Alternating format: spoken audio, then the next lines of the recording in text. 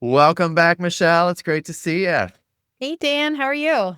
I'm doing good. I'm glad we're doing another kind of remote recording session here, and I'm excited about our topic today because this one affects a lot of our listeners. So I'm excited to kind of dive into it. But before we Yeah, dive in, technically like half of the world is what we're talking about today about women. oh, for sure. Well, women and sleep in particular, especially how, the cycle changes can kind of influence sleep and propensity for sleep and all those things.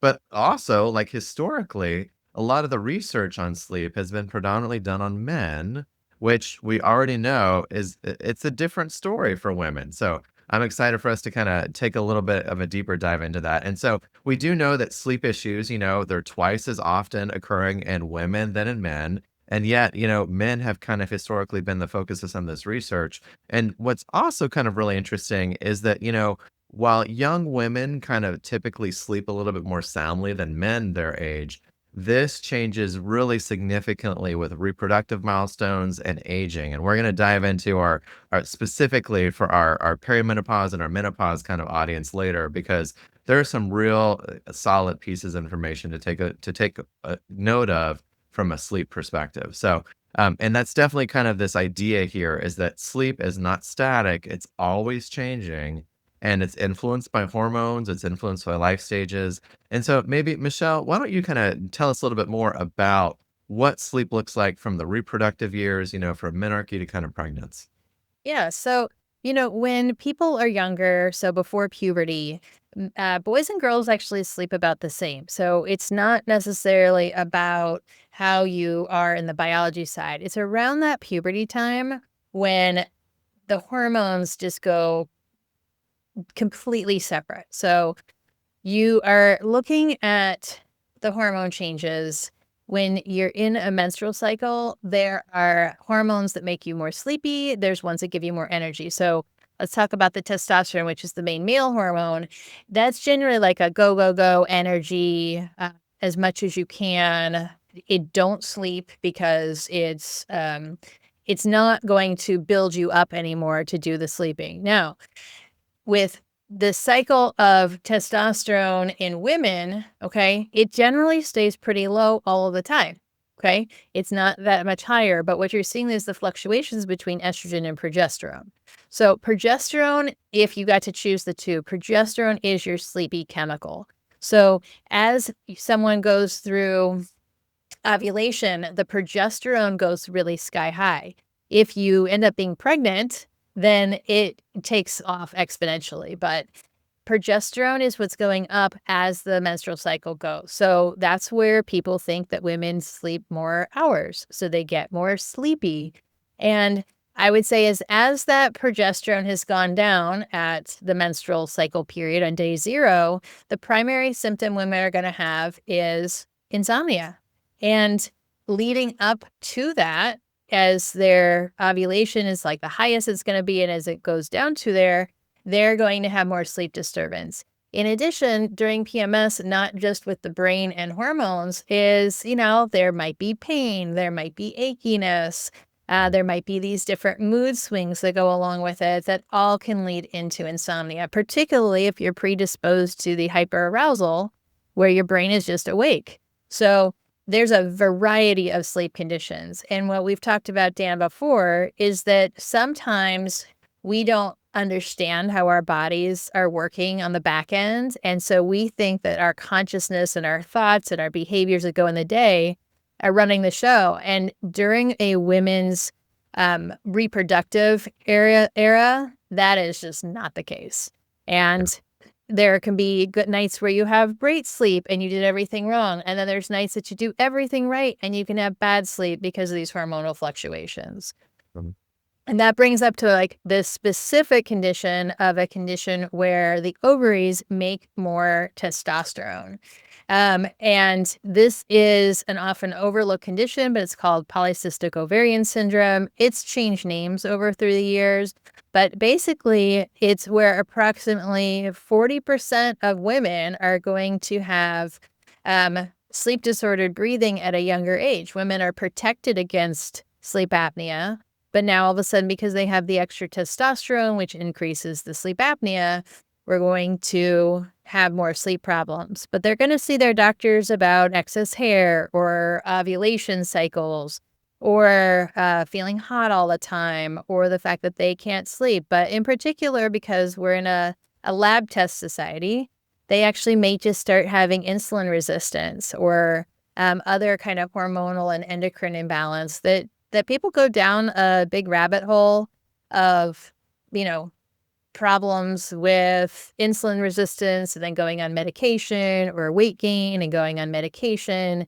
And we've talked about that before, but that's a hormonal change that's going to cause not just sleep disturbance because the testosterone is higher, but it's actually going to cause sleep disturbance because now we have a primary sleep disorder, the sleep apnea, in a subgroup of patients that are not typically going to have sleep apnea. So that takes you kind of through all these fluctuations. And if you say, oh, that like makes no sense, in general, women complain a lot more about sleep problems than men do at any age. But unfortunately, they are sleeping longer, so they consider it a them problem instead of just a hormone problem. So that's the whole every normal person can start having these like abnormalities. And then what if you don't have a cycle that changes and you get pregnant? And in pregnancy, you have huge fluctuations in the amount of progesterone. And I can tell you personally, you are pregnant and you don't even maybe know you're pregnant, but that progesterone makes you so sleepy. I remember thinking that I either had like mono or cancer or like a terrible anemia just because of how sleepy that you get. You just want to like sleep all the time and you have fatigue and maybe you getting up frequently at night. These are hormonal changes that happen. After that first trimester, when things settle out a little bit with the hormones, but then you're gaining weight, there's a lot more incidence of restless leg syndrome, there's reflux, there's a lot of other sleep disturbance that just go on with trying to get comfortable with your body because the baby is growing. And in the third trimester, it's the physical discomfort, it's the heat, it maybe is the sleep apnea from the weight that people gain, it's leg cramping, it's the fact that you're getting up frequently because the baby is pushing on the bladder and you're getting up frequently at night to pee. And you're just waiting in anticipation. There's a lot of anxiety that goes along into that third trimester, just waiting. And it's good anxiety. And it's bad anxiety. And Sure. then all the anxiety leads to some more sleep problems. And then they oftentimes call the postpartum period up till, 3 months after the baby's born. They call that the fourth trimester. And this is really working on managing sleep deprivation.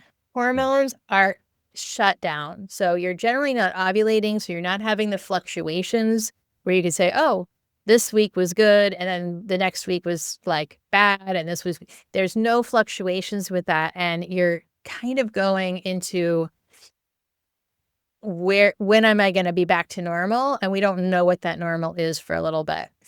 Right. The other thing that happens a lot, and this is not an episode on postpartum depression, is just the changes that expectations of having this baby and feeling like you want to feel good and you're not getting sleep because of the sleep disruption. So pay attention to people right after that. And Dan, you and I have talked quite a bit about when would people actually seek help for these problems. They're seeing so many doctors while they're pregnant, and then after pregnancy, you're seeing your doctor and you're also seeing the pediatrician for the baby. When does it turn into a sleep problem that somebody is going to talk to a psychologist, but way later because they feel like there's too many other things happening, and it's a lot of times after that shift, and people are going into that perimenopause or menopausal period. So first, if you can, talk a little bit about separating, sleep disturbance of you imparting onto like another person and being that parent and that parental obligation causing some sleep problems, and then delve into the hormone changes that go in with menopause and perimenopause. And yeah, Michelle, these are huge. I would say in general, these are huge life transition kind of experiences on top of the major, hormonal and body fluctuations that are already kind of happening. And I think that's another kind of key important part. And you just kind of a small plug from like, a postpartum kind of depression perspective here too. I think in a lot of ways, these major life transitions can feel incredibly isolating. And so that's why I'd also say for anyone that's experiencing those symptoms, definitely reach out, get help, talk to your, whether it's, your doctor, whether it doesn't matter who, but reach out and talk and get support for that because we don't need the postpartum kind of depression on top of the sleep deprivation, making everything like 10 times worse. And Yeah, and if you're a provider and you're listening to this, really start asking a little bit about these sleep problems so that you can head it off before it becomes an emergency. right, absolutely, because that's one of the bigger challenges is it can quickly kinda spiral, downward really fast, and, to speak on that, Michelle, we should totally do a whole episode on pregnancy and sleep strategies for each of the trimesters because I think there's a lot of value to it. But moving on to what you were saying too, which is the next kinda transition, which is really that, there's a lot of things kinda happening in this midlife shift, and I would say one of the most significant kinda stressors are caregiver roles, childcare, kids, sleeping with pets, major nighttime disturbances for women in this stage.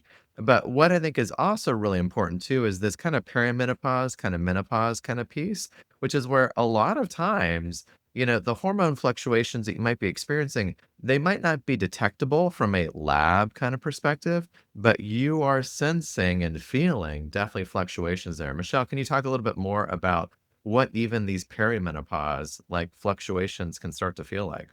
Right. In general, so the balance between estrogen, progesterone, and testosterone, the balance has changed, right? So we talked about that after a pregnancy is there's a lot going on that we don't know, but the fluctuation is what we count on. And during the time of perimenopause, what's happening is that the female hormones, the estrogen and progesterone, aren't fluctuating like they would. So there's not a huge rush of estrogen and that kind of comes up. And there's many other hormones that go into it, but estrogen and progesterone affect our serotonin levels. They affect our dopamine levels. And as estrogen declines, it affects the brainstem and the hypothalamus, so that deep part of the brain that disrupts body temperature regulation. It can lead to hot flashes. It affects the sleep-wake cycles. We know that we have a lot less of the delta sleep, which is our kind of deep restorative, I know I was sleeping and I was sleeping so hard type of sleep.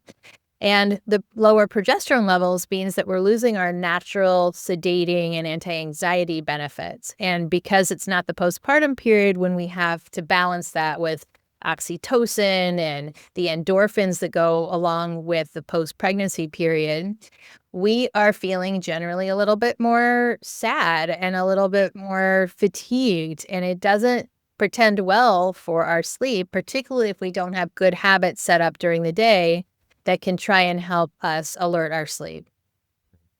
And this is where I would say, Michelle, a lot of clients that a lot of my female clients who are, going through perimenopause or even kind of menopause-like symptoms, and they have just, horrible insomnia. A big piece of this is number one, acknowledging that there are already natural, hormone fluctuations and changes happening. But on top of that, it's also making sure you've got the right sleep habits in place. And that's really where it's about making sure that you're not compounding the problem and so that way you can make sure that you can address one set of pieces, that might need to be addressed kind of medically from a perimenopause, menopause perspective. And then the other piece is making sure that you're not standing in your own way of getting better sleep too. So, Right, but, Amazon knows that we're vulnerable at this time, is we're spending more time on the computer. We're looking for anything that can help us put ourselves in control of this, and it's really unfortunate. There's a lot of products. Again, the idea may be good, but they're pushing you down into that something that you need to put into your body or do for your body or go somewhere that's going to fix this natural problem that's happening. right. Well, and I think too, that's kind of a larger commentary on our society. Lots of people will tell you they have the solution to something when it might not actually be the solution. It's advertising to sell you the thing. Hence our product reviews that we almost always never recommend. Right. And I'll make a motion about that sleep apnea thing that happens as women get older and go through menopause. The women's risk for obstructive sleep apnea actually triples. And the hormone loss can be affecting the upper airway muscles. Maybe it can be affecting somebody's weight, but it's going to be particularly noted in REM sleep. So if a sleep study is done and the overall apnea index is actually pretty normal, but when we're looking at the data, it looks like it's drastically worsened in REM, for example. They may not actually qualify for full sleep apnea treatment, but they're feeling the full effects of sleep apnea. Yeah. I mean, it's definitely another piece to screen for, especially regardless of, where people are at, but definitely screen in this particular life phase. Which then kind of brings us to, okay, well, what do you do about it? Like, how do you optimize your sleep when you're going through pretty significant kind of hormone fluctuations, when you're going through pretty significant maybe treatment of those hormone changes? Um, Right. and what do we do, Michelle? Well, so the first thing that I wanted to tell you guys is it's actually fine. And all the rules that apply to what we've been talking about for, Dan, the last 5 years since we've been doing these podcasts, the same rules apply for sleep. So it's about setting that intentional wake up time during the day. It's about improving your homeostatic sleep drive and doing those things. So whether or not it's physical exertion and exercise, whether it's a breath work, whether it's working with some of the hangups and the anxiety and the depression and handling that. And then day to day, making sure that you're controlling your body temperature, you're cutting down some of those hot flashes, keeping the body generally cool, and talking about, diet changes, decreasing your inflammation, decreasing the vasomotor symptoms that might happen from like hot, spicy food, for example, in the afternoon or the evening. And that can help your brain health. It can help your body health. And do talk to a provider about hormone replacement therapy. It's different than it was in the 80s and 90s where it was like one size fits all and it was really relatively high doses of one type of hormone. And it showed up in studies that it causes blood clots and, cancer risk and things. It's very different. And it's because we're doing things more individualized and we're not just shotgunning the approach in terms of treatment. But hormone replacement therapy, or called menopause replacement therapy, SSRIs are approved for some of those vasomotor symptoms that people have. NSRIs can be helpful for managing like the mood swings that we feel like maybe from not getting as much sleep, but it can be some of those hormone fluctuations. And always, always, always look for a provider, mental health providers, the on the doctor side, nurse practitioner side. There are people that are trained in these fields, and there are the ones that maybe are older, wouldn't want to do training, think that they know how to manage these symptoms, think that these symptoms aren't affecting people. But in individualized care right now, we're actually finding out we have to empower people to say, you know what? Your primary care is not the only one in town. If you're not getting what you need, please seek out other providers. And, I've talked to you about this, Dan, too, because, psychologists already knew this. If you don't have a connection with your client, then that is not a client relationship that you want to have. And maybe you'll bring that up with the person. But even on the general medical side, if you are seeing a provider who's not listening to you, who keeps wanting to like pay attention more to the labs and give you more medications when you've expressed that's not what you want, is make sure you're getting that time. I heard from someone this week, just in particular, oh, well, they followed my labs. They said I have to be on this. I told them I didn't tolerate this, particular medication, and they prescribed it for me anyway. That is not a person that I would reschedule the appointment with, right? If someone says, I don't want to make any lifestyle changes, I just want a pill, I'm going to recommend they go see someone that feels comfortable with doing that. I don't feel comfortable with doing that. But that's the relationship you have on an individual side. So women out there, people who love that women that are out there, just understand it is not your fault that you have a good or a bad night's sleep. And you are in a season, whatever season you are, women, it changes a lot more than men. Now, in men, it's gradual and it's more of a decline, and we can do a whole men and sleep talk too. We But should. they don't have as many of those fluctuations, and in general, that it's more of losing testosterone, and if they're overweight, gaining some of those estrogen symptoms. They do not like the estrogen symptoms, and guess what? There's a pill for that. So people end up going that route, not necessarily understanding that weight loss and fat loss can help decrease the estrogen almost as effectively as that pill. So Yeah. I know we went over on a little long on this one, but each of these individual life cycle types of things for every person, whether or not you're pregnant or not, whether or not you ovulate or not, it can change through your life and you are okay. So Yeah. we're telling you that there is hope for sleep. I hope we gave you enough clues how to improve your sleep and also what questions to ask so that you can go to your healthcare provider. And acknowledge that sleeping is an important part of your health and wellness, and we want to improve on that. Yeah, absolutely. And Michelle, this is one place where I would also plug, like from a psychology kind of behavior perspective. If you've tried things and they're not working for you, or maybe you picked up the workbooks, you've tried to do it on your own, but you've not been able to kind of make successful change, it's worth it to work with somebody specifically on your sleep and your insomnia kind of difficulties because you can get better sleep.